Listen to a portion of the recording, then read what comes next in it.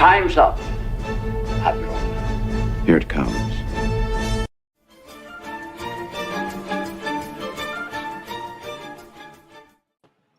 Oh, we did it. We made it to the end. Welcome to the regular season finale of Doctor Who Cares Reviews, because we'll be back at Christmas, where we will discuss Empire of Death. And, well, Doctor Who really is dead after this one, even though somehow Shooty escaped the cringy fog of sand that kills everybody. So welcome, everybody. We've got a full panel tonight. Not just Dermy, Jed, and myself. We've got Duke Devil, Bradley Burnett, and we've got Mr. Grant Gregory. But we'll start with Dermy, who seems to not be paying attention. Dermy, how are you? No, I'm paying attention. I'm just trying to. What the fuck is this shit? I was trying to look at what people were saying on Twitter about everything that's been going on, and let's be real honest here. It was nothing. Nothing. I mean, Because we thought it was important.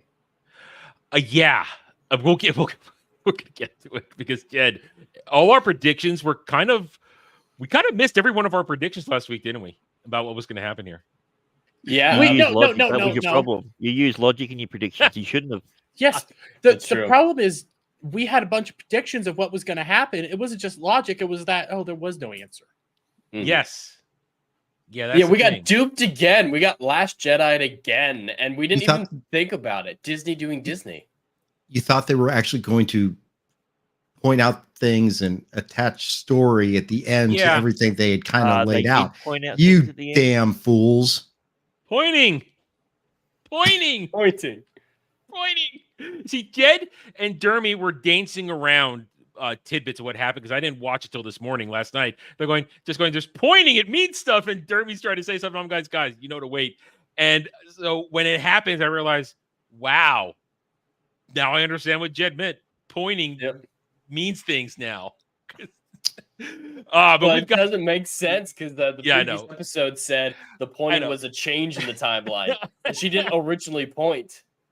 We will get to that. We'll get to it, but we've got two guests to this week.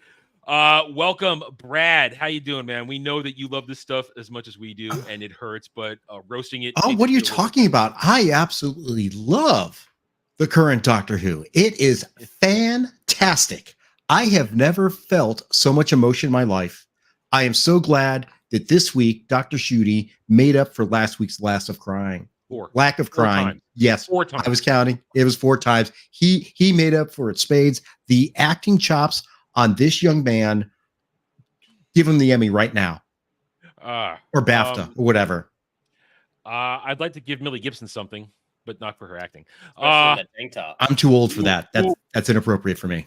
Ooh, that tank top. Yes. Millie Gibson gets all kinds of awards, just not for her acting. We are joined also by Grant Gregory. Welcome, Grant. How you doing, man? Welcome. I know you enjoyed this as much as the rest of us. Yeah, I'm doing really well. Unfortunately, last night I pointed at my microwave accidentally, so now my kid's name is Microwave. So, but it is what it is. So, sucks. I know. You got to be careful. Yeah. Yep. The memes about the pointing. I've been loving Twitter at the moment, where people are just going around naming things. What about the Leo meme, where there were Leos just pointing from the Tarantino movie, where he's pointing all the time? We just use that now to name everything. What? You know what? Let's go right Donald there. Sutherland just died. Yeah, I was going to say one of the most famous pointers of all time. Or is he one of the most famous namers? We don't know. Was he naming in that scene or pointing? He's accusing. He's alerting in that scene. That always freaks the noise. The noise they make when a body snatcher alarms you, that always freaks me out to this day. That always makes you go, ugh, get the chills. So, let's go right to the pointing. Guys, we're going to chat hell and howdy to everybody across all the channels. Mine, Dermian's, Jez. We love all of you. Thank you for being here tonight. Hit those like buttons. Subscribe to the channels. All links are in the description below. And let's have some fun. And I'm going to start with that. We're going to jump around the pointing thing. The whole idea that her mom is special because she wasn't special. Talk about massively overselling something and then literally delivering with nothing. It doesn't. No, they laid breadcrumbs.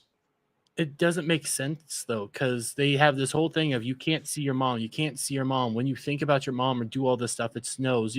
You build it up to make people think it's going to be something important. She's got a song in her heart that defeats the Maestro, or at least Yeah. hesitate. Yeah. What happened to that thing? And then he said she is wrong. It's just an ordinary, honestly vile woman who gave up her daughter and never told the father that he had a daughter. He was 15. She wasn't quite a woman. Yeah. I mean, but why does Sutek care though about this random person? They kept saying throughout this episode, why does anyone? Everyone's dead, including her. Like they know that Ruby's mom is dead. They talk about, obviously she's dead. So why does Sutek care? Why should we care? Why did they made such a big deal? Like Jeremy said, the whole big deal. You can't see her face. Why can't we see her face? She's literally, and they had the entity seem to move around them in the time window in the last episode. None of it meant anything.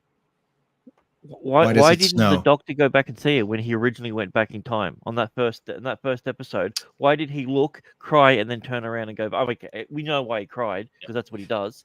But why did he? What compelled him to turn around and not see the mother when he specifically went there to do that? Mm-hmm. Because she was pointing. Pointing. They went to great effort in the last episode, The Legend of Ruby Sunday, to say that the time window is feeding off of Ruby's memory specifically. Mm-hmm. No one else is influencing those memories. So that's why, the doctor probably saw the signpost but didn't register it and it didn't make a change. How is she remembering the 20 different TARDISes on the inside? She's never seen the interior of any other TARDIS. Apparently, she doesn't even know that regeneration is a thing from these 2 episodes. Yeah. So there's no way she should be able to rebuild it. He asked who were those 2 people that were there, and the doctor went, "Oh, they were people who traveled in the TARDIS." He just called himself a companion. He called Tom Baker a companion. But no, he told them. He told her last episode about regeneration. Oh, did you? He told her last episode about regeneration, and then this episode. Okay, you already know about it. Oh, they're just people. So when they're looking, 2 different writers though, so it doesn't count. They're looking back at the window. They got the window. She's holding the portable screen. And she says, "Who are those people?" And he says, "Those are my companions." He's literally he's referring to Tom Baker in that as a companion. I swear to God. I didn't even catch it that way. He did say it in plural, even though Sarah Jane's the only companion. There's only Sarah Jane and Tom Baker, doctor in that picture. That's it. I want to see that. There's no one else in that screen. Yeah, that's true. That's true. Yeah. I reacted to say, wait a minute, what did you just call the 4th Doctor a companion? What? The show doesn't know. The writers obviously don't know. Apparently, Russell T. maybe Davies wrote Sudek's this. the real, doctor. Everyone else is companion. So maybe the 4th Doctor was Sutek's companion from that day on. The Doctor has been a companion this entire show. I'm sorry, I don't want to call him the Doctor. It's Dr. Shuti. Dr. Shuti has been the companion the entire show. He's never been an active agent in any of these episodes until possibly this time when he actually did something. Almost. He did something, but it beat wasn't a space dog with a leash. Yeah. And here's the thing. We start off the episode, and Jed, I did get this right. Mel pushes him out of the way. Right. He doesn't see himself. Mel saved him immediately, and then he rides bitch on her scooter. Mm-hmm. I mean, this is they're running away from a literal tidal wave storm cloud of death. Looks just like the Mummy 2017 with Tom Cruise. But they would have had to run into the storm cloud of death at one point in order to get into unit, because they blew. Part of the storm cloud of death comes from somebody unit. Blew somebody for this. Well, yeah, but the storm cloud started at both places, so they ran into a place that originated it. So yeah, they had to run through the sand in unit to get there, and then he just sends the unit soldier in the time window away. It's like basically, get out of here, go die off screen, instead of saving a life when he has the chance. So let's look at that more. Go ahead, Brad. Go ahead. Okay, so I was just checking that scene where you talked about with that. He said with Tom Baker, he says the time window has my memories too. How the hell did that happen? Yeah, because it's a clone. This isn't an act.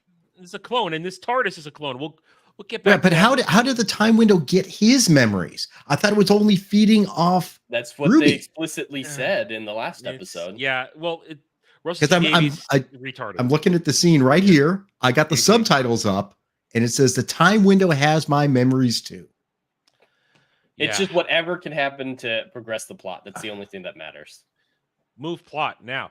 And what I loved as they're writing, as he's writing bitch when it should have been the doctor. That's tailor made for a scene to have the doctor be somebody to be in the driver's seat to save everybody, to be in the lead in the danger moment. No, he's holding on to the seat like a little bitch, and she's driving through it. And she says, "We'll fight," and we only do what we do. We fight. But now, Jed, you remarked on this to me earlier when Kate is dying in there. First of all, I love how Jason Noble just gets ganked, doesn't even get a line. Jason Noble just gone. Gone. Perfect. Well, did you see when everyone's shooting their guns? Jason's just standing there with a pad, just playing Angry Birds of Fruit. Wasn't the little person, whatever his name was, shooting at people in front of him? Yeah. He was the furthest one back, and then when you go back and look at it, he's shooting in a downward trajectory. He's not shooting upwards. Yeah, because he's shaking back and forth. Yeah, he's shooting the guy in front of him. I just really appreciate that Russell T Davies redesigned the Sonic because it used to look too much like a gun, and then gave a child scooter a machine gun. You know, but he's a brilliant child. Science advisor needs. They need automatic weapons. All mobile assist devices will now be armed. So watch out for those hover rounds when you go to Walmart. How did the lasers turn to dust? I don't know. Oh, see, because they're alive. They got photons in them, which is why. Is the Blinks alive? I guess you can age parts. I mean, yeah, that doesn't make any sense. Maybe it's not lasers. Maybe it's like blasters in Star Wars. Because technically, blaster fire is not laser. These things did damage. They can't be blasters. It had a continuous laser beam. It was I believe it was a continuous shot in that scene. But they said that all of them turned to dust. All the bullets, all the lasers, they did. But there were lasers. You're right. There were lasers. Yeah. How does light become mad? It's a light laser. That's a light bullet. That's all. Yeah. Okay. Sure. We'll go with that. None of it makes sense. It's to make him, and then after Jed, that line with what did she say when Kate dies? Oh yeah, it's like I hope to hear birds sing again, and I hope when this is all over that there will be birds again. What the fuck was that about? Birds. I thought it was this a weird thing. I was like, wait, is this like the bees disappearing in season 4? Like, did they hide something in there that I didn't see? Like, I thought maybe this was a line that her father said when he died or something. I wouldn't know. Like, he died off screen. But did he say it at one point? So I started looking it up. It's like, no, just No, it feels like there's the deleted scene. Like we were in our Terminator 2 stream earlier tonight. I was comparing it to the setup and payoff of the. I understand now why humans cry at the end of the movie. We got set up for that. Without the setup, that line is kind of weird. I feel like there must have been a deleted scene where she was talking to Ruby or something. It's like, I love birds singing. Birds sound cool. Just something stupid like that. But there was a delete. The main plot point in this thing was a deleted scene from 73 yards. It's true. Yeah. Yes. Yeah. And they don't really even build up on that. They don't. Well, no, perception field. What? The whole thought process. What is that about?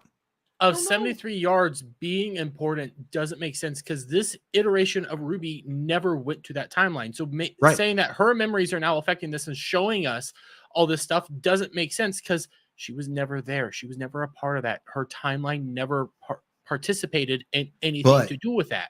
She was there 3 times. She even said it. Yeah. But that doesn't make the perception field is only 73 yards. What? No, that means it's never been that way. No, because that means if I'm 73 yards away from the TARDIS, if I'm 74 yards, I'm like, what the hell is that blue box there? Yeah, that's not that far at all. Yeah, no, it's not even a football field. Yeah, it's not a football field. I mean, well, we know that the perception field thing is bullshit within their own canon because they had people turn the TARDIS into like some sort of mural in the 73 yards. They were putting flowers and other shit and all that. You don't do that on something that you can't see or perceive. Not only that, it ruins the whole thing at the end of season 3 when Dr. Martha and Jack had the perception filter around the neck to hide from the Master, from the satellites and everything. Oh yeah. Well, they're more than 73 yards. Yeah. So none of this makes sense, and they introduced the perception field only so we can talk about Prime Minister Trump again, so that we can then learn that he had everybody DNA scanned, so we have a reason to go back to that time period to log into their computers with a security system that the doctor so-called created. Which is really weird. These are really weird leaps that we're taking. Yeah, it just he's got the song. Why would he can the hack doctor in? That's not a big deal. You don't need to say, "Oh yeah, I created it." Why would the doctor do that? Not Dr. Shitty. Because why would the doctor catalog everyone? Because the doctor's a fascist. Obviously, he was pro-fascist. He said, but by the way, he said he only went there once to watch the overthrow, but yet he made their entire security system. So he was a part of the cabinet. But then that also means if he knew about the DNA system, he could have said, "Hey, Ruby, why don't we go to 2047? Because at that point, we have everyone DNA logged. We can find your mom's DNA." But then we can't have this magical mystery throughout the entire show that ended up being nothing. Yeah. Well, let's just hope she survived all the way to 2046. Mystery box storytelling. It's always shit. Yeah. Now, before they go off on their mystery magic tour to get DNA from the time where Prime Minister Trump enacted it all, they get back to unit, as we pointed out, magically, because they should have been running into Death's Storm on the way there. Mm-hmm. We get Shooty's attempt at a doctor speech. Yep. Which was word salad, if you ask me. He says a lot of things, but says nothing. Get it pulled up. We can, if you have the. I had it. Where did I put it? Jesus Christ! Because I found the entire transcript. I found the transcript. Yeah. So give me a moment. Everything's trans now. Yeah. Hey, it's at some point. Can someone explain to me what a TARDIS remembered is and how it has any substance? Is there any basis anywhere? For the 60th special, they did 7 web episodes, where former companions were pulled out of time and brought to the thing called a memory TARDIS. It was basically a non-canon thing where it was just a celebration of former companions meeting together. But they were only alive in the TARDIS at that point. That was the thing. It was a little fan service thing that they did. They're on YouTube, and that's what it was about. That was the very first thing that he introduced. Oh my god! It's like what they did with Discovery. It's short treks. So is that it's called Tales of the TARDIS, and there's a whole series of it. I couldn't remember. Yeah. But Russell actually canonized Tales of the TARDIS, at least in interviews. So how much does that actually matter? He said all those older doctors. He said it wasn't, but yeah. Right. Yeah. He said those other doctors, the older ones, were a result of bioregeneration, where they went and lived. So that's how he explained, Peter David or all the older doctors being old in the Tales of the TARDIS. They were bioregenerated, so it was a different timeline. But if we confirm, that doesn't make sense. Colin Baker still didn't want to dress like the Doctor. He still refuses to this day he's like, I'm never dressing like the Doctor ever again. And that's fair for him. Anyone else, I'd be like, come on, man, just put it back on. But him, who'd you say? Colin Baker. Colin Baker. Oh, she hugged the jacket in there. That's right. I have that. Jeremy, have it. I have that whole era going on. So it goes like, Sutek, we meet again, my old friend. Don't you dare. Doctor, what is that thing? Sutek, the death of ages, the Typhonian beast, the greatest monster I have ever fought. Stop right there. Jed. You went against the literal devil. Yeah. You kind of did. There are definitely bigger villains than Sutek. And that's my thing. Jed, you just watched this episode in preparation. This guy's a footnote in Doctor Who history, right? Yeah, so Empires of Death is a 4-part, story. Pyramids. Season 13. Pyramid, excuse me. What did I say? Pyramid. You said Empires. Empire of Death, that's where it was going. But yeah, Pyramids of Mars. It is a 4-part one in season 13, and it's the only time in the actual show that Sutek has ever showed up. They decanonized a ton of Big Finish audio adventures by having him be attached to the TARDIS this entire time. But he's really a footnote. Yes, he's powerful. The Doctor does say he is a universal threat, or a universe-destroying threat, but he's never really even mentioned again. There are plenty of other bigger, badder villains that are more well-known that haven't been in New Who yet. We could have gotten Morbius. We could have gotten Omega or the Ronnie, something like that. But Sutekh, how about the Valyard? Valyard, yes, we need to figure he's in that. I was about to say, the Valyard has always been the worst enemy of the Doctor because it is literally the Doctor's darkest side. Yep. There's plenty of great storytelling there, but Sutekh... The Master was afraid of the freaking Valyard, for Christ's sake. But yeah, Sutekh is irrelevant. Yes, he was powerful, but he looked like a regular dude. He wasn't some ghostly dog figure. Yeah. Yes, at the end, he did get a dog's head, and he projected the dog's head into the TARDIS, but he's still a dude. It was cultural appropriation. Yeah, no. They actually inspired Egyptian mythology. It wasn't the other way around. Well, Egypt that's culturally appropriated them. That's why they don't call it the Celestial Toymaker anymore, because Celestial was considered related to Asian. That was an old terminology, so that's why it's just now the Toymaker. I actually read this. Yeah. Jesus Christ. So we have this whole thing there where we get this fake ass. Or Jeremy, finish reading the speech. It goes back and forth between Sutekh and like parts of his Sutekh history. gives his history. Is that where he tells how he survived? Yeah, he survived. Amount of So exposition. let's stop right there. He talked about how he survived. First of all, we all know that this TARDIS right now is a clone. It's a copy of the real thing. If we even want to call what's been going on since Jodie took over real. For the sake of conversation, we'll say it's the real TARDIS. This is a copy. No, it's not. The Tennant's one is the copy because he hits it. Tennant's one gets pushed out of this one. It's like basically it's the same thing with the bi-generation where you've got the Tennant Doctor, which is the original one, who pooped out Judy. This TARDIS is the original TARDIS. So the other one is the clone.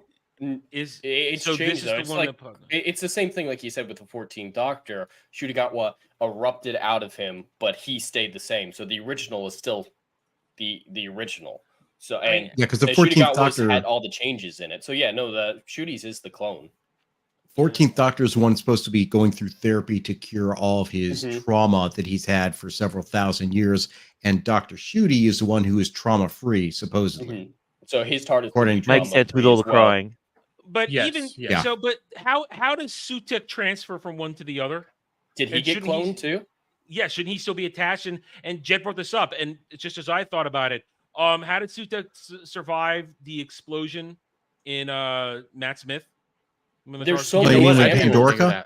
There's the Pandorica when what's his bucket Davros threw the TARDIS at the end of David Tennant's run into the reactor of a Dalek master ship. There's so many examples of the TARDIS being in danger, being shrunken and flatlined in the Peter Capaldi era. There's so many weird things that happen where it literally blew up for all time as the sun. So So there's no way CGI Jackal Man should even be here.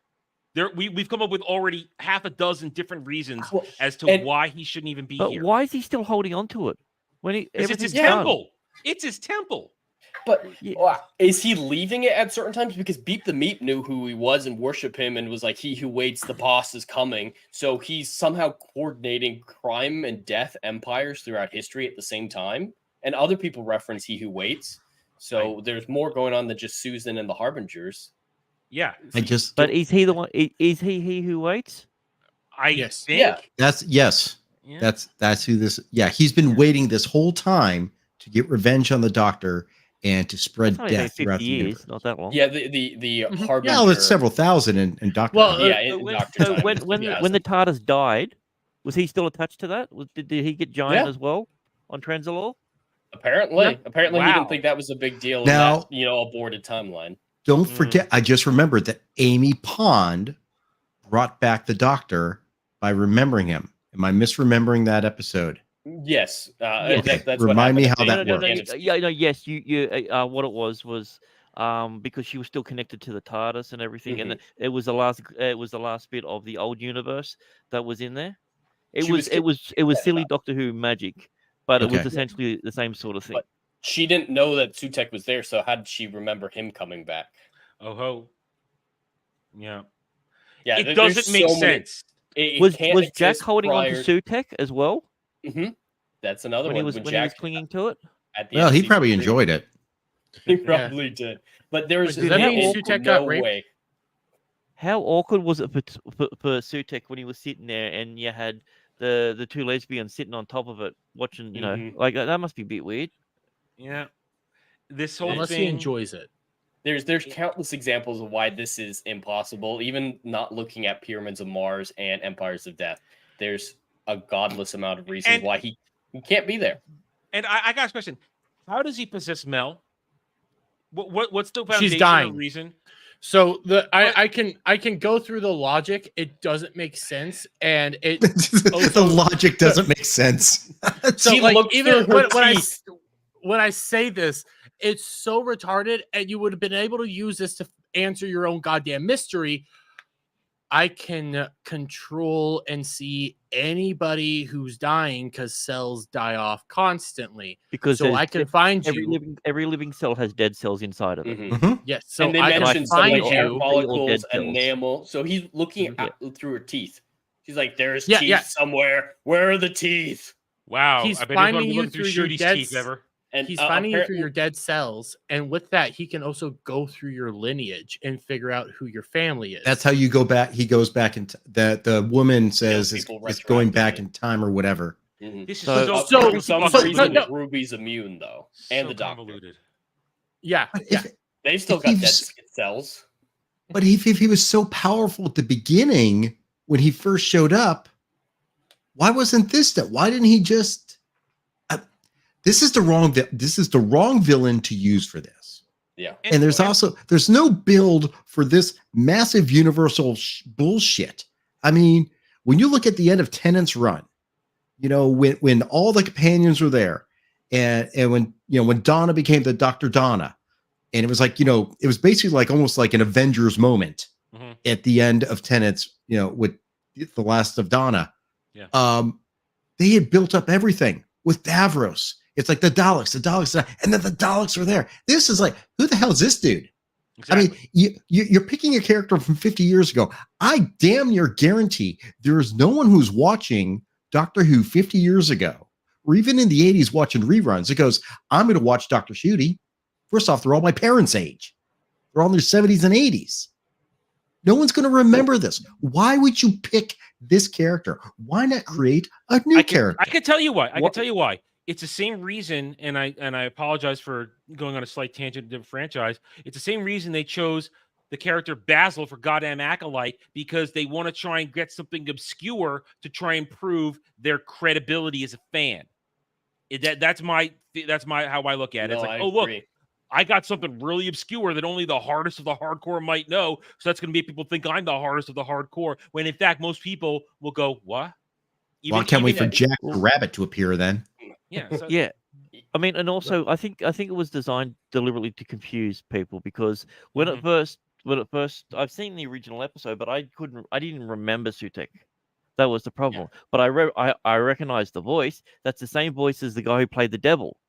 So I instantly thought that's who it was. When he's talking about the great, you know, a big scary enemy, something like that, someone that was trapped. I'm like, oh, okay, so it was the freaking the devil in Satan's pit, because it was the same voice actor that did it. But then it was the guy that he trapped in the freaking time tunnel. It wasn't even the time vortex. It was a time tunnel.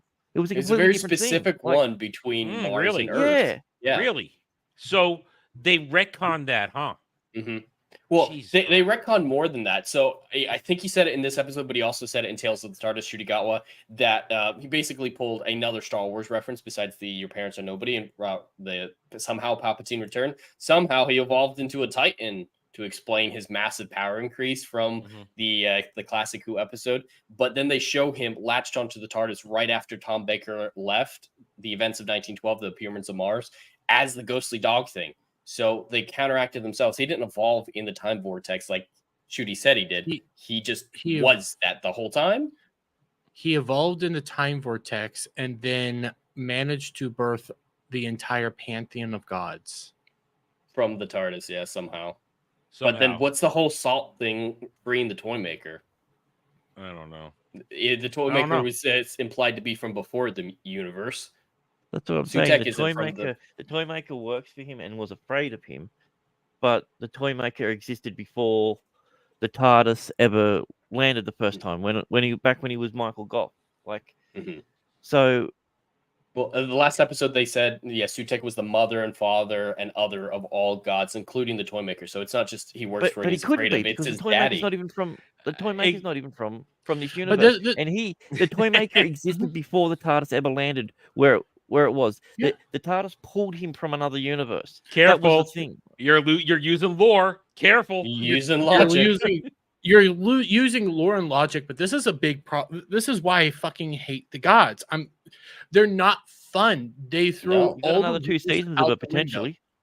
When you're dealing with time travel, when you're dealing with this stuff, you need very strict rules, because if you don't use these very strict rules, you have all these endless circular paradoxes over and over and over again. So you need these very strict rules on what you can and can't do.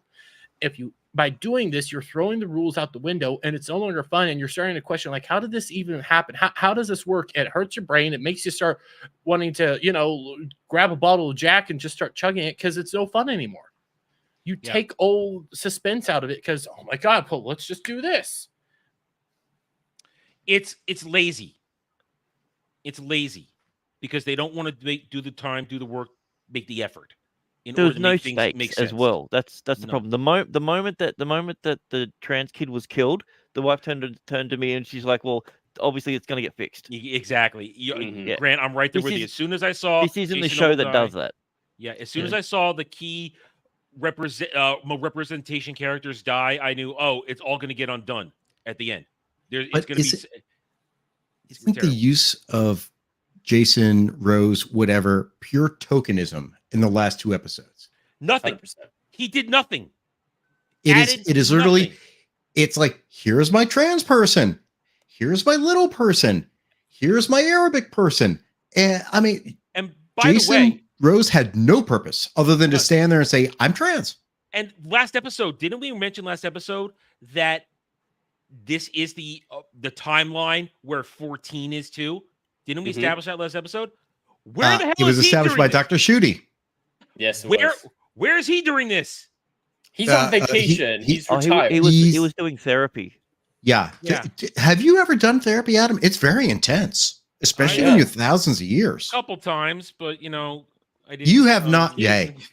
You've not seen the end of the universe like some people have. Come on, man. There was a real TARDIS though. Not even. Is there a Sutek on that one? I don't know. Is there? There should be 2 Suteks. Why didn't actually more Suteks? Why didn't he realize that there was 2 doctors there? Well, no. Here's the thing. Forget. Here's the thing. So every time you land on a planet, there was going to be a Susan. Every time after that episode, every time you land, shits on one out. Timeline, every place he goes, just shits one out. Yeah, shits a brand new one out. Being noticeable in the last few months. Is there a bunch of dead Susans floating in space? Because he lands in space a lot. They're everywhere. Well, they're aliens. The god of death created life. So, but oh my God! Okay, we're not there yet. We're not there yet. We gotta. That's literally what he did with Susans. Mm-hmm. Oh yeah, he's making life, and they're real people apparently.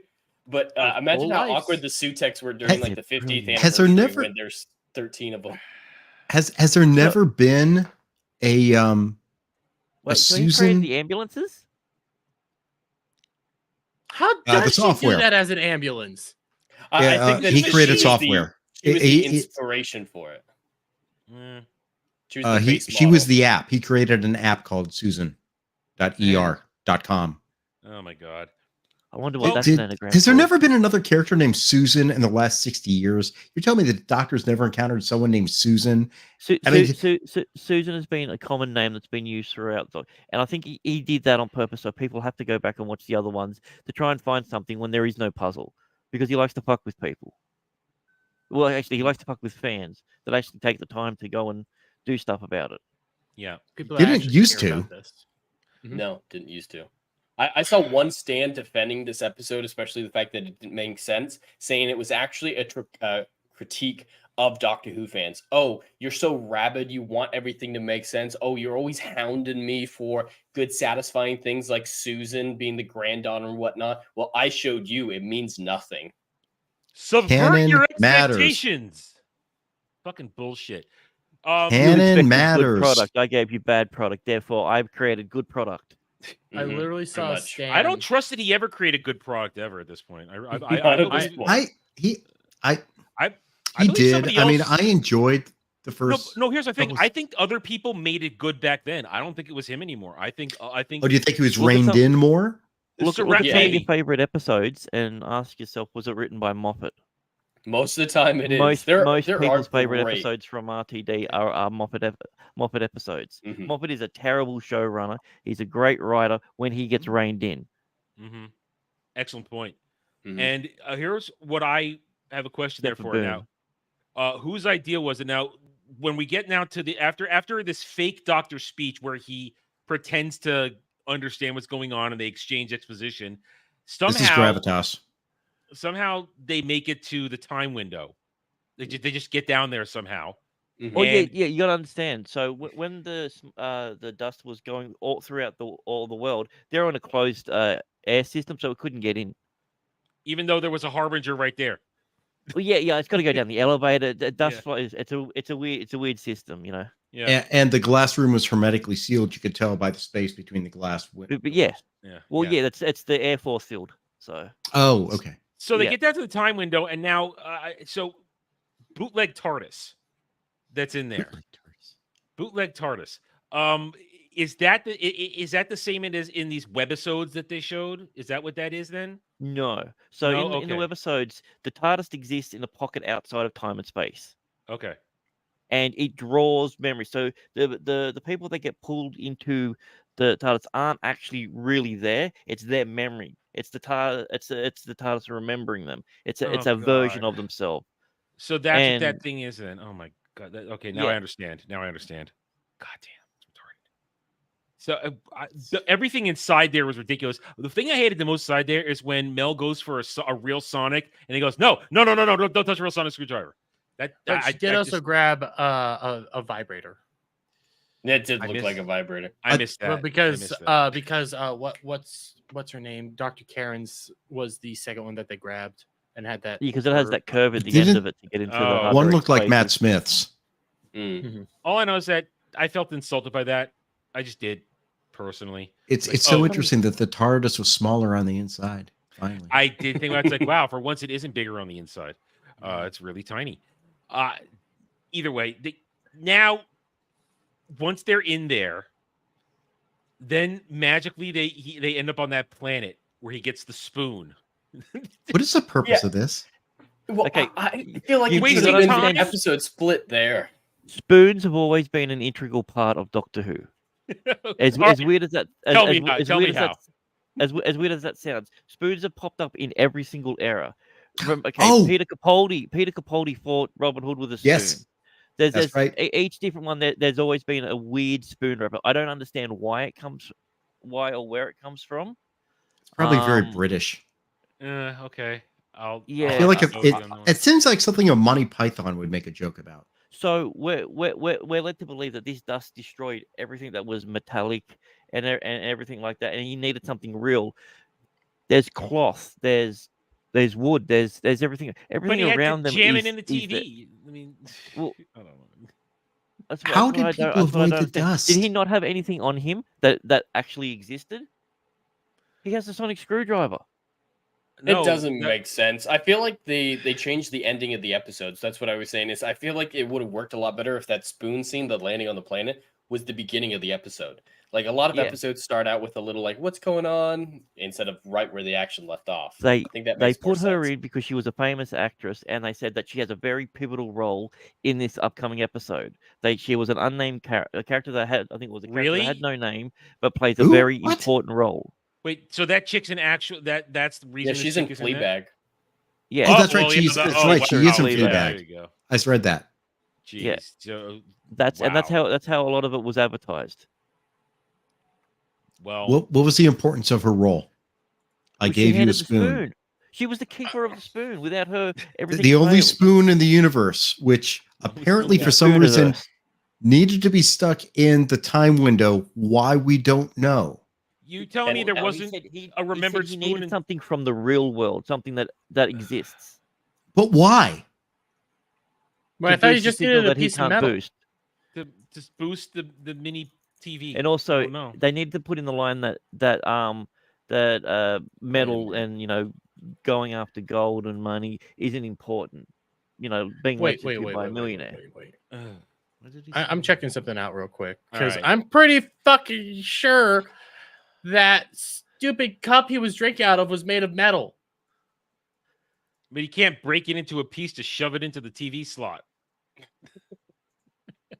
Sure, it's find a way. Either way, it's a scene of word salad nonsense to try and make you feel bad that these people have lost their lives and the babies and the memories. And I'm just sitting there going, can we hurry this along, please? I want to. Yeah. Can we get to the point? And it's just, it goes nowhere. That's where I come. My final conclusion of this part. It's just a lot of talking about nothing to get a spoon. And it's interesting that the spoons are actually an ongoing joke, but it still is a lot of nothing to get to something that can be useful. Did you think it was like centuries later or something? Because that's what it felt like. The way that he was walking around and talking, he's just like, I haven't seen another person in weeks. I don't know. Was he there before? Asking her because all the stuff that she was saying is like, oh, the man said this is what it was and time done this. Yeah, I thought that was going to be the doctor too. And that was the doctor. Yeah. I'm like, so is the doctor just going there and waiting for her to be in a state of absolute delirium so we can get some metal off her? Was he constantly going back and forth? The metal. Was he teasing a dementia patient? Because that's what it sounded like. This is Russell T Davies trying to be profound, but failing at it completely. That's a good point. He's trying to make you emotionally invested. Yeah. It's like, look at the suffering of the universe. And it's just, it doesn't work. And he's done it before. Everywhere. He's done it before. That's the worst part. I was emotionally invested in the conclusions for Eccleston and for Tennant, those seasons, because they had a good build. I have nothing here. I don't know, honestly, why I'm supposed to care about Sutek, someone who I've never seen before. I don't know why suddenly everything's dead. They want the audience to fill in the blanks for them because, like you say, they're not doing the work anymore. Yeah. It's just like I write a post-it note. Okay, if we're in a show running session, just like throw some ideas on the board. Here's an idea. Here's a great idea, and then we just stick them together, but don't actually connect the dots. That's what this episode is. Mm-hmm. Well, they use intelligent rope to connect it, so that's why. Oh, I forgot about the intelligent. God, I mean, the rope and the gloves. Is this the real conclusion to Doctor Who? The Doctor defeated the bad guy by tying a dog to his vehicle and dragging it around. Yes. Oh my God, he's Clark Griswold. That's how Clark Griswold killed the dog. I mean, you think about it. We go through all this. They do the stupid thing about the DNA so that we can have the setup so that Ruby can be the one to trick him so they can get the rope. It's all a bunch of nonsense. And yes, I do enjoy Millie Gibson in the tank top, but it isn't enough to save any of this. What we get here at the final point is, like you just said, like Jed said it, like Grant said it, you're dragging a dog on a leash through the time vortex. A vortex he's been surviving for thousands of years, no issue. Thriving. Yeah. Thriving even. And but then now it's basically here's the scenario. It's just like you're a burn victim. We're going to kill you by setting you on fire. Go ahead. What burn? Like it's a logic that when you say it, people are like, okay, I can see that, but it doesn't make any sense. But here's the thing. So we bring death to death. What happens? You get life. That's not what would happen. No. You get miracle. You get miracle. Two negatives make a positive, Dermy. It's math. Oh, that's where I was going to go next with this. His clever plan. We've been waiting for a doctor plan all season. His clever plan is to turn himself into a monster of death, to kill death, to bring death to life and life to. But here's the thing. Here's the but thing. If he is death, that means that there is no more death, which means we have the miracle day from Torchwood that whole season where no one could actually die. Yes, but that's it. Like, you know who did an episode about what happens when you have no death around a whole lot better? Family Guy. Family Guy did an episode where Death broke his ankle. He can't be Death anymore. And guess what? People don't come back to life. They just stop dying. So yeah, that makes sense. You can't. Family Guy did this. And that's not great show writing. But they managed to figure this stuff out. You don't just kill Death and, oh my God, everybody's back. Everything's undone. We killed Death. And all it is having him scratch the time vortex as he's dragged through it.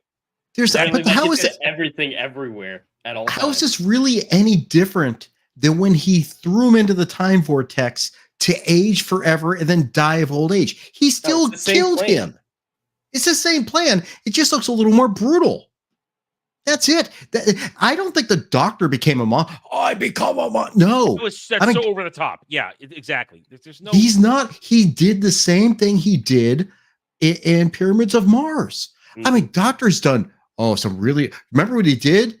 Was it the Family of Blood? Is it the Family of Blood? Is that what they were called? Yeah, torturing them for all eternity. Yeah, that's some dark ass shit. It's a great two-parter. That was good. Or when he thought he blew everybody up in the Time War. Yeah, when he thought he did it. It's never been something that he does try to avoid killing and death and whatnot, but he still does it when necessary. Sutek, God of Death, destroyed the entire universe. Killing him saves everyone. That is the calculus of life that he's done before, and he would 100% have no qualms about making that decision. He'd still try to ask him and say, like, can you not do it? Like, giving them a chance. But I got a question for you. So, in order for Sutek to be able to do everything in the universe, he had to plant these Susan characters all the way through there. But to undo it, he just had to scratch the time vortex, which is basically killing the universe. Why didn't he just do that in the first place? Why didn't he just scratch the time vortex? That would have done the exact same, right? I don't know. It's how does that hypothetically? It's the exact same way where it's the exact same question I have is if he could always take over the TARDIS, why didn't he do it before? Why did he wait till now? Especially he's taking over the TARDIS. He did use the word. He's finally able to do it after all this time. No explanation it took why. Thousands of years. It's just very coincidental that all this. Yeah. And then you noticed when right before I know why. Right before he dragged him on the leash. Billions of years. Because remember that the TARDIS was the sun for all eternity for Earth in the end of season 5. He finally had a doctor who had no balls. Go ahead, Brad. What? He finally had a doctor that had no balls. Less balls than Jody. He was waiting for Pride Month. He was waiting for Pride Month. We all wait for Pride Month. Oh God, yes. He literally, it's like, I know when to attack when the doctor's gay. And what I don't understand is I come back to the whole TARDIS. That's a good attacker, Jody. I feel as though the TARDIS has been the TARDIS lore has been completely thrown out the window. She was queer baiting. Yeah, Jody was queer baited. You're right, she's queer baited. But she was queer coded, just not activated. I don't know. Didn't she kiss? That was queer. That was more queer baiting. That was still queer baiting. They still cried queer baiting on that one. It was too much. It wasn't enough. But the TARDIS then suddenly fires a beam because I didn't remember this, and I could have forgotten it. Has the Doctor ever been able to control like the TARDIS itself with a random whistle? Like I've seen him whistle. The snap is beautiful. I always love the snap. Well, yeah. The snap, he has whistled for the TARDIS before, like himself, but using a whistle to control. Wait a second. If they require real things to make things real, the whistle wasn't real. It came from the whistle wasn't real. The whistle was from a previous thing. It's crazy that the one thing that he needed to save the world happened to literally fall in his lap. This is Ncuti Gatwa's whole scenario. What episode did he save? What episode did he save someone? Nothing. That's what I've been saying the whole time. he's just a background character.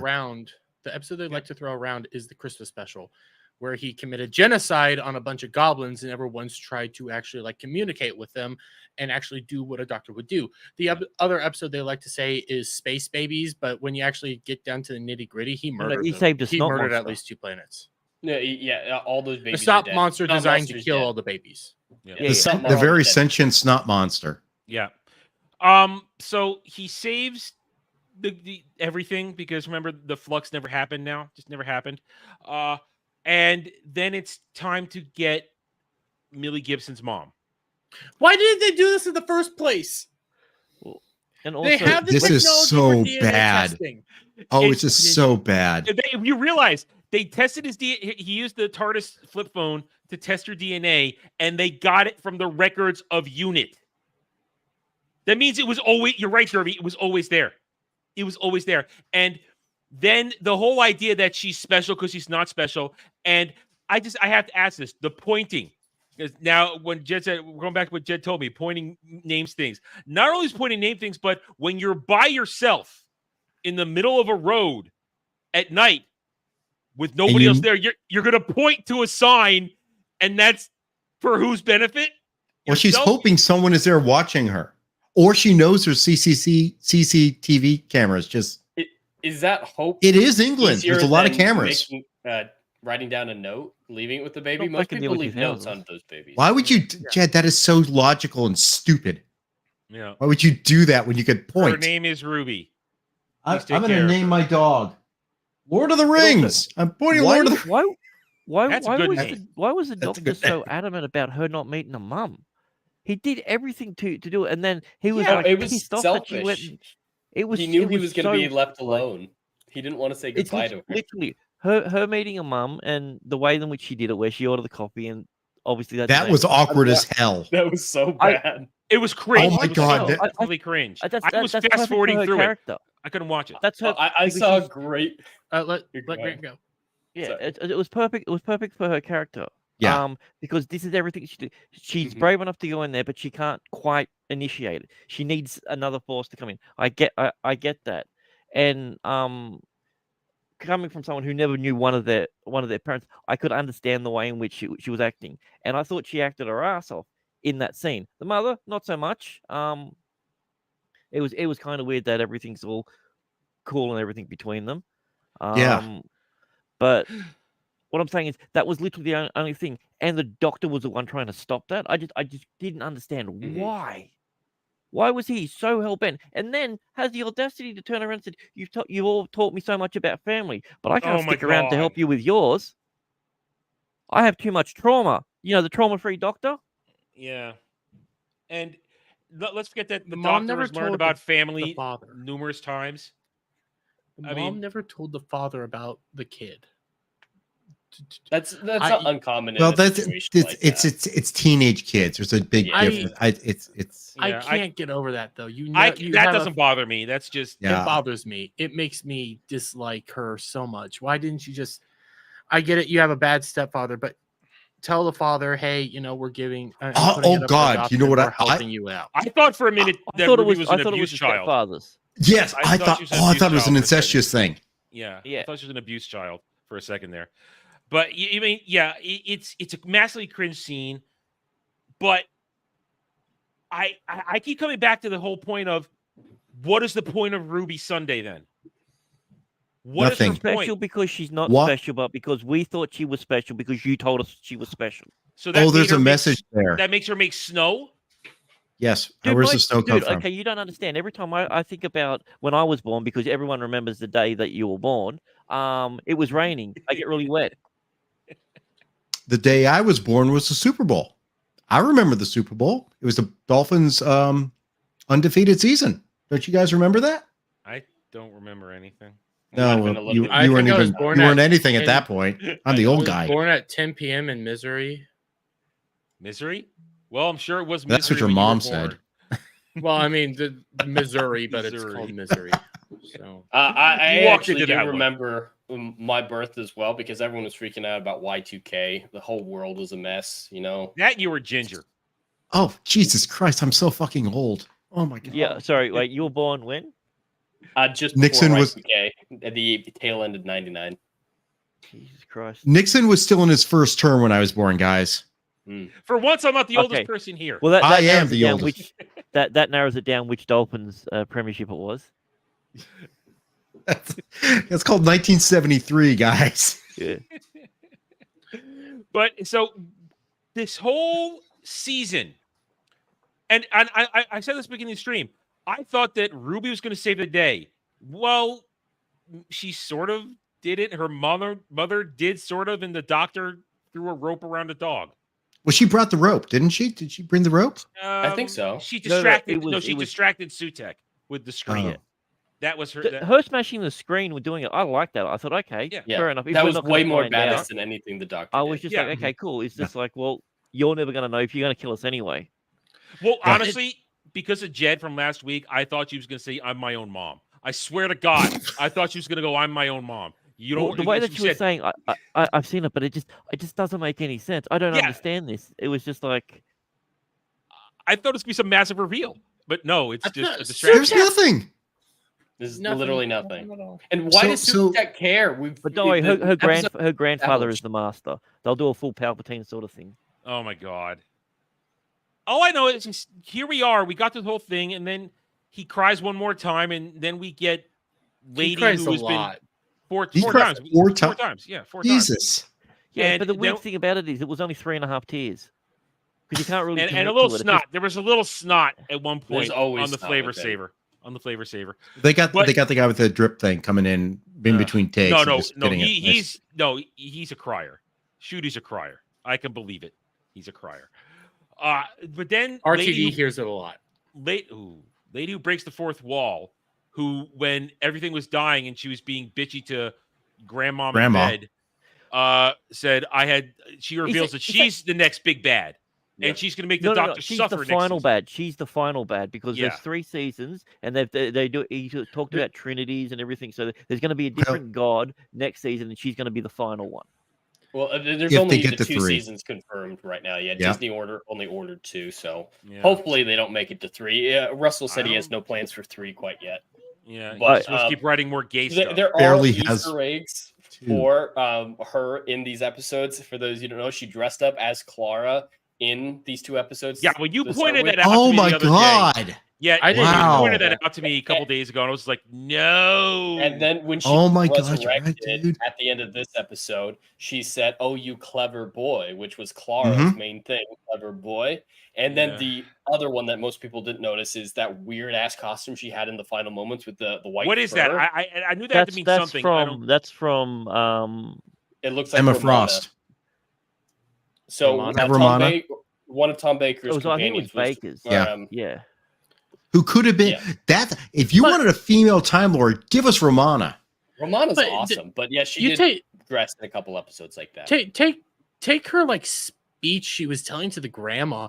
Tell your creator I'm coming to break down your golden gates and take them as my own or something. What the? It made it seem like she was in league with Sutek.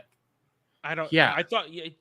All I know is that I hate fourth wall breaks in this. I hate all the fourth wall breaks this season. It completely takes you out of it. Going all the way back to the premiere. Haven't you ever seen a TARDIS before? It's just not smart storytelling. It only works for certain stories. Deadpool's fine because Deadpool had always been a fourth wall breaker. Original She-Hulk comics, also fourth wall breaker. But you can tell sometimes they don't know how to do it right. That's the She-Hulk TV show. But when John Byrne was doing She-Hulk comics, that was great fourth wall breaking. And clearly Ryan Reynolds has it for Deadpool. He was talking to the writers in it. That was the point of that one. Yeah. It was just like, I can't believe you're going to have me do that on page 4. You know, like shit like that sort of thing. Also, what's the running joke with the old bitch never being able to get a cup of tea? She's asked for it like 5 times, and every single person has not given her one. Because they don't like her. It's grandma abuse, elder abuse. Yeah, come on, elder abuse. She can't get out of the bed. Black mama freaking takes in a bunch of kids for free checks. Okay, well, she changed her mind after Ruby. Yeah, she took in more. So Ruby is a white savior. this whole thing, this whole thing needed a white savior. It did because instead of Ruby Sunday, this is a Black Sunday. This thing is horrible. It's dead. So it completely falls apart because we leave Ncuti Gatwa cosplaying the Doctor crying over the console of the TARDIS because he's alone again. But don't worry, you'll get Monday next season.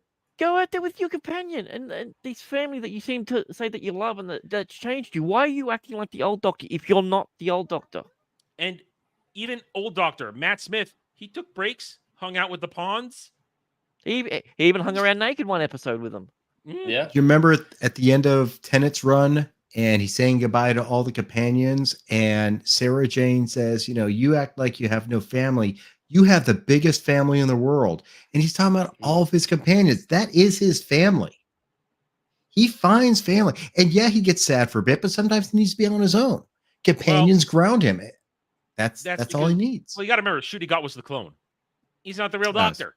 He doesn't have a family because he's the clone. And I love, and Jeremy, I bet you love this because it always annoys us. He keeps calling himself a Time Lord, but they've already acknowledged multiple times in the season he's not a Time Lord. Yeah, he's not. Why does he have two hearts?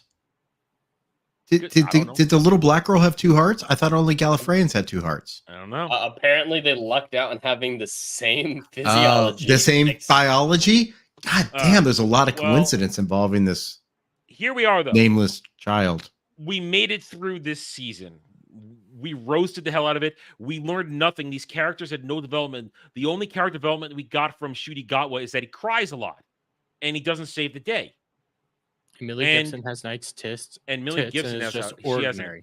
She has a great body, but it's not enough. I mean, I appreciated it, but now she's gone. She may be coming back next season, but she's not a regular. It looks like Martha role. No, she's back for one episode, but she's not second billing, so she's further down in it. So it's probably going to be like a one-off scene. But the next, like Jed was saying, is the Monday Monday chick. So does that mean season 3 is going to be someone called Tuesday?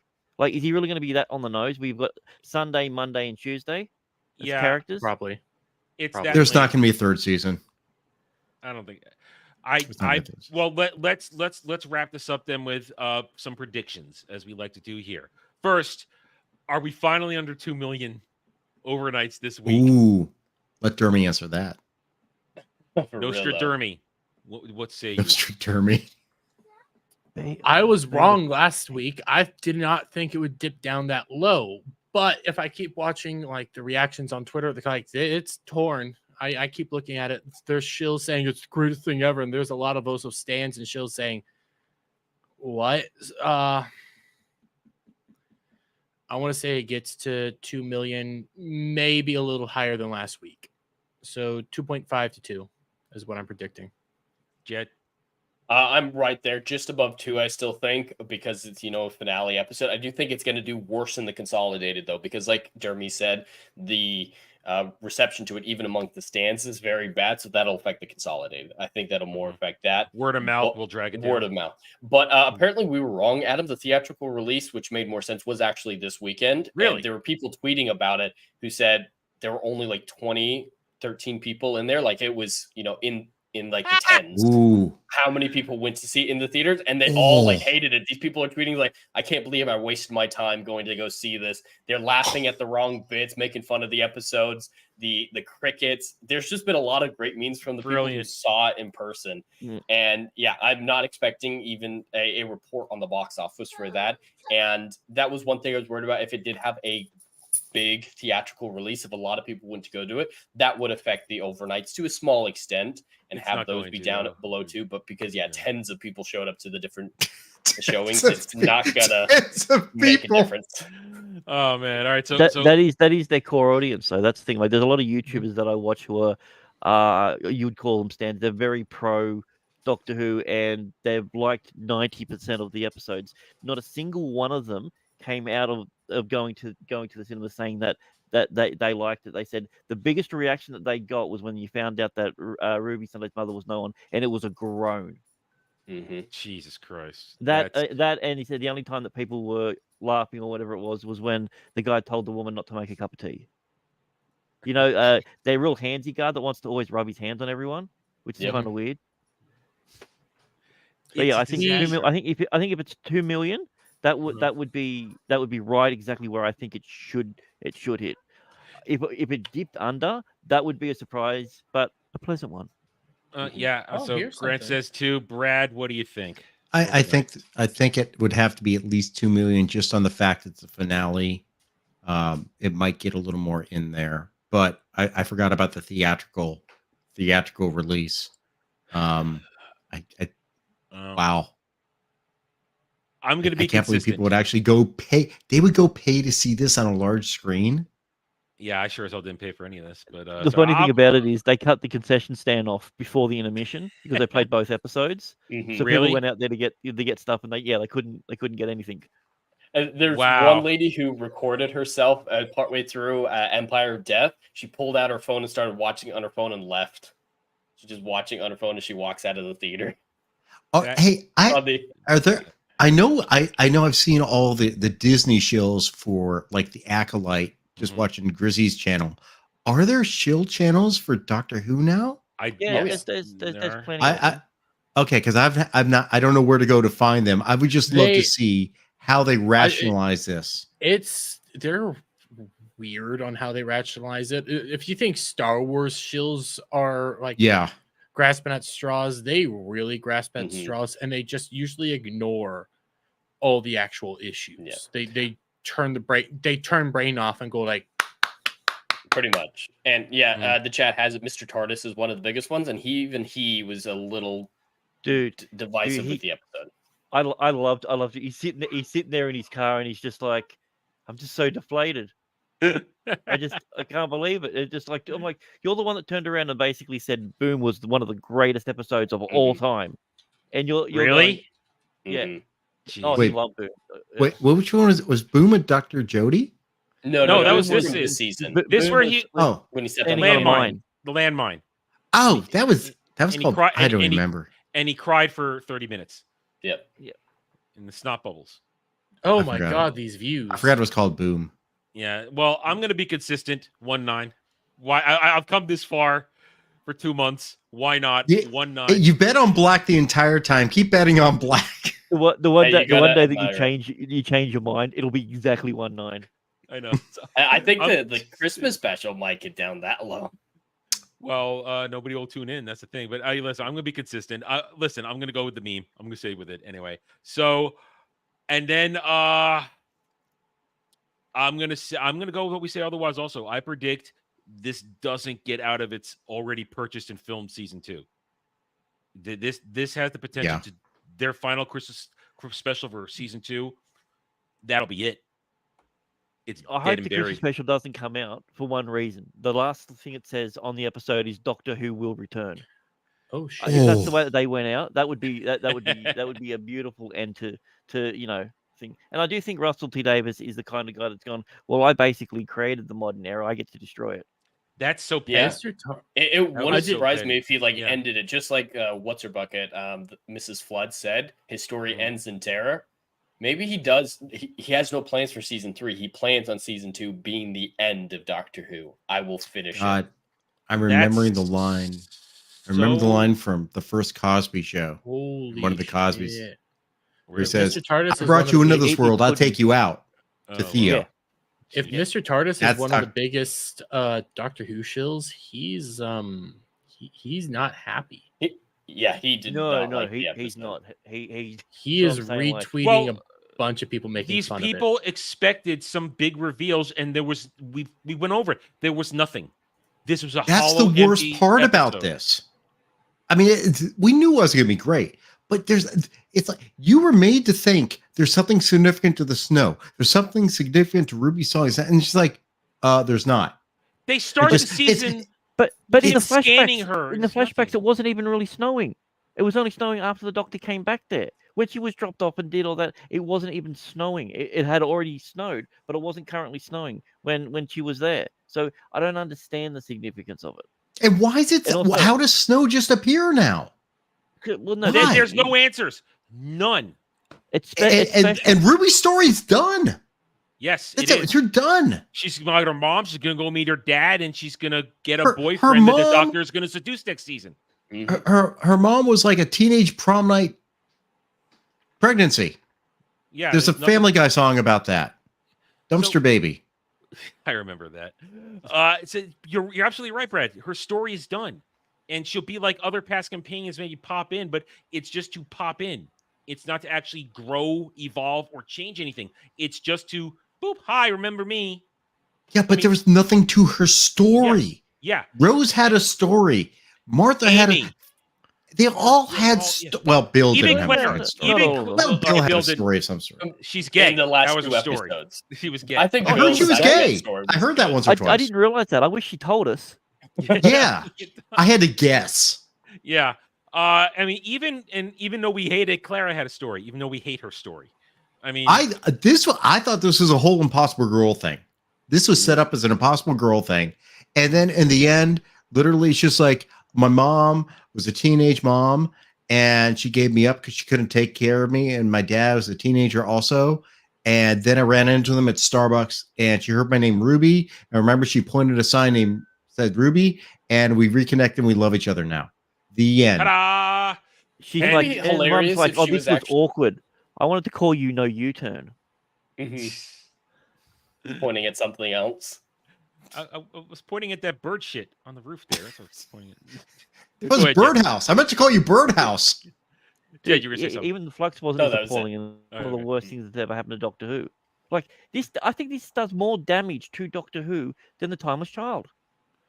I wouldn't go that. I can't go that far. I can see the bi-regeneration as having near that level, but I don't think. I think we could say that it has done damage. The fact that perhaps those few who were clinging on just got slapped in the face by Russell T Davies' dick, and they have to realize this. It's empty. It's soulless. There's nothing to this. What it has done is it has damaged Russell T Davies' aura, his magicness. RTD's coming back. Look, when I heard RTD was coming back, I'm like, oh, that's interesting. RTD did good, and now it's like the mythos is gone. I fell for it hook, line, and sinker, and then I heard Moffat was coming back. I was it's happy a fucking one-off. All it proved is like your first run of Doctor Who was a fucking one-off, and that's great.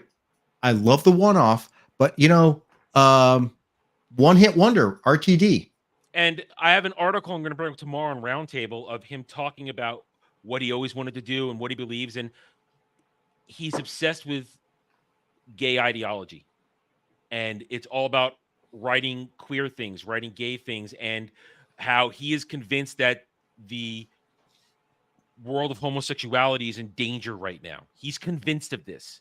And that's his mission, to write things to protect it. Wait, I didn't know I was in danger. Oh, so he's doing something on like Saudi Arabia. Jeremy, you are in danger. There's an orange man after you. Yeah. Oh, well, he goes on. Oh, the right wing is coming for us in England.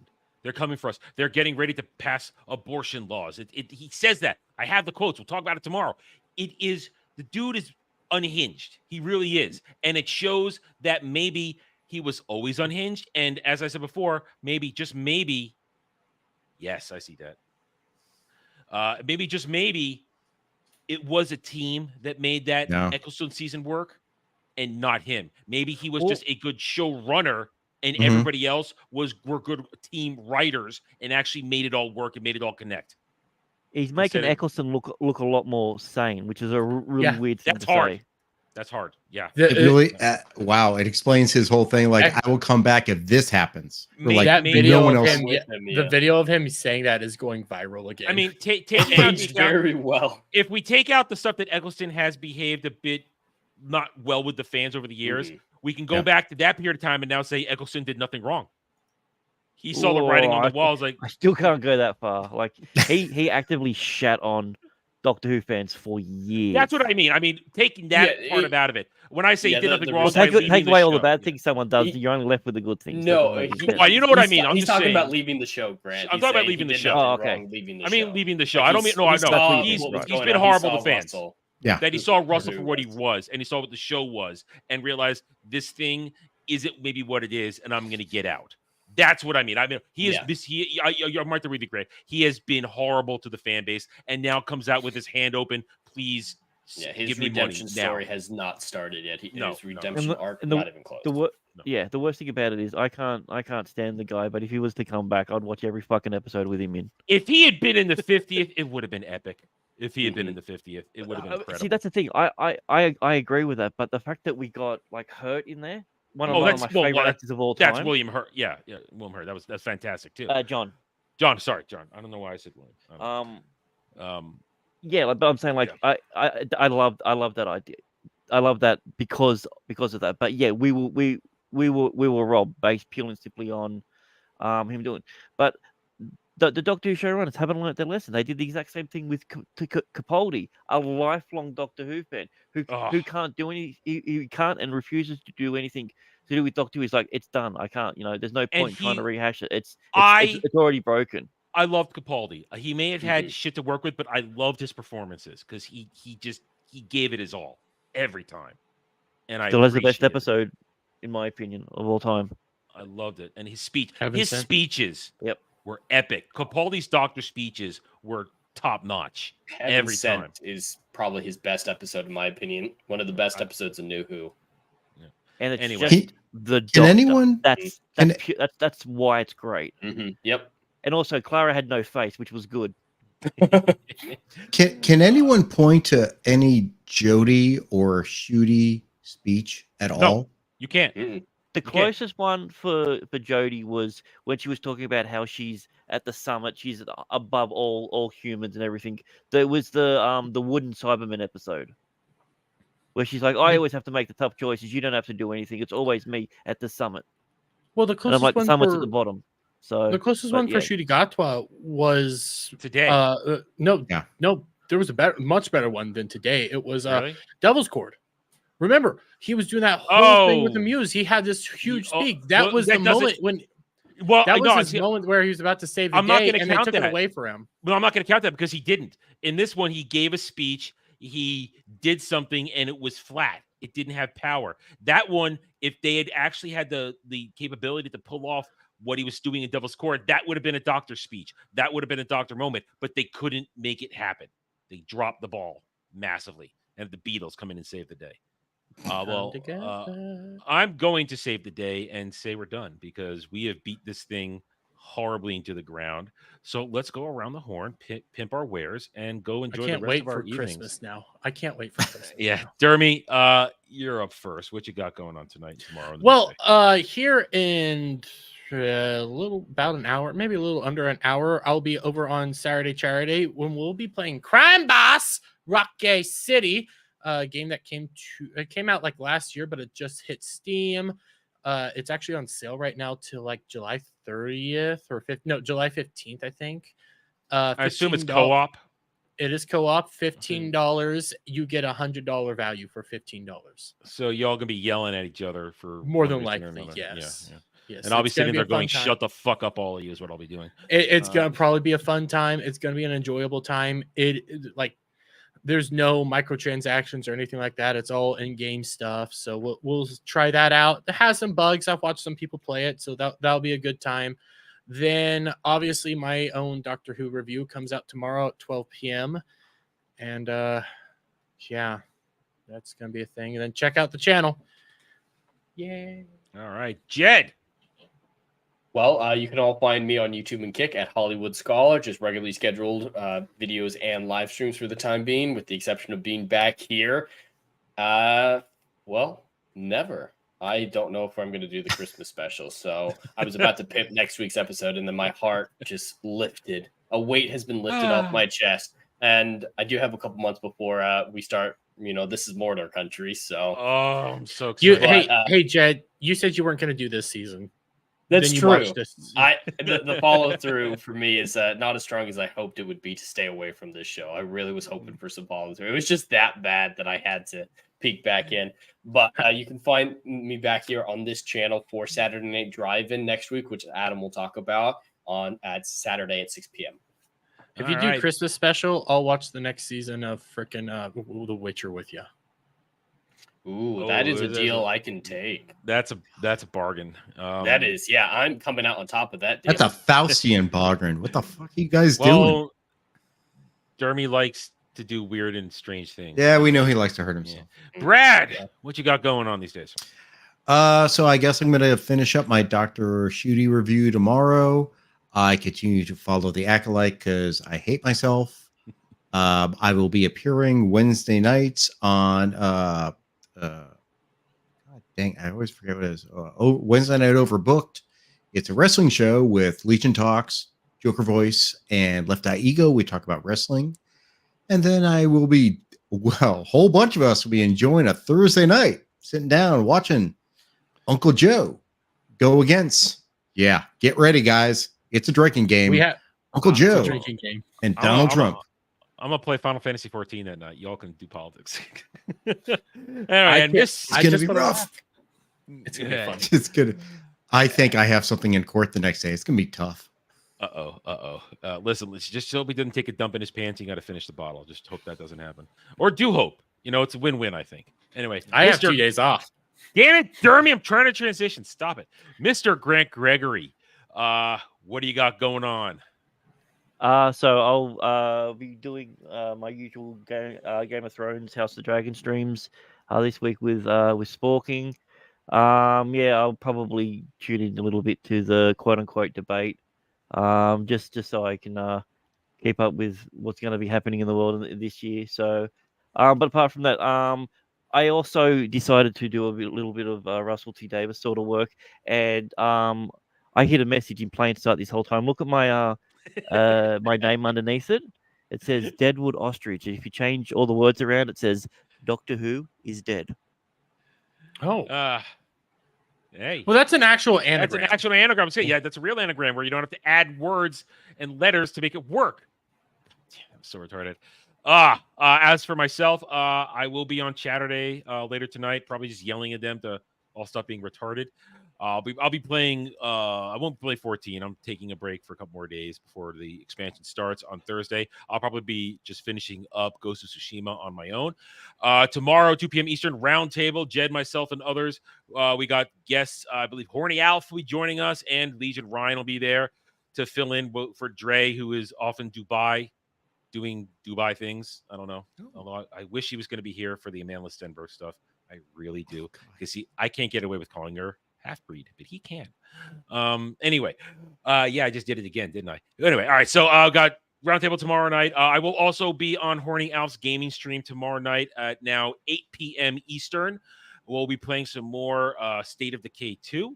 And then Mellow Mondays, 10 p.m. Eastern. We'll go over nerdy stuff there. Have a good time. Monday, also my review of House of the Dragon Season 2, Episode 2. Tuesday, taking the day off probably. Wednesday, Acolyte, because I need to just gird myself for that stupidity. Thursday, I'll be playing Final Fantasy 14. You guys can play politics. I'm going to have fun. And then Friday, I'll be back on Ball Busters for that sinking ship. And then Saturday, Jed and I will be watching the Disney adaptation when Disney was still good at doing stuff of The Three Musketeers, starring Kiefer Sutherland, and I forget everybody else in it. Charlie Sheen, Tim Curry as the Cardinal, and Oliver Platt, and Chris O'Donnell. Chris O'Donnell, thank you, Chris O'Donnell. Yeah, so we'll be watching that. Rebecca De Mornay's in it too, so we'll be checking that out for next weekend. Yeah, she was still looking good back then. The Four Musketeers is a good film. I just realized something. What am I gonna do after on Fridays? You're gonna go back and watch the movies Cloud hasn't watched. That's what you're gonna do.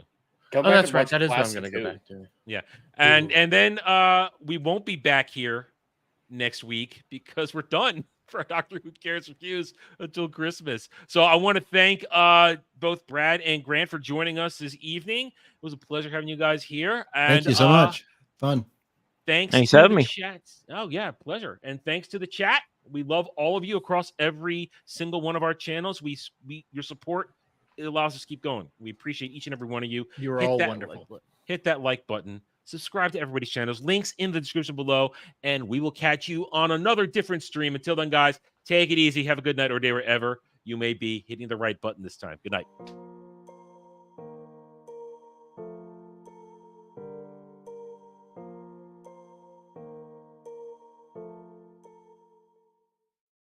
Wow, we are really on a big delay here. There we go.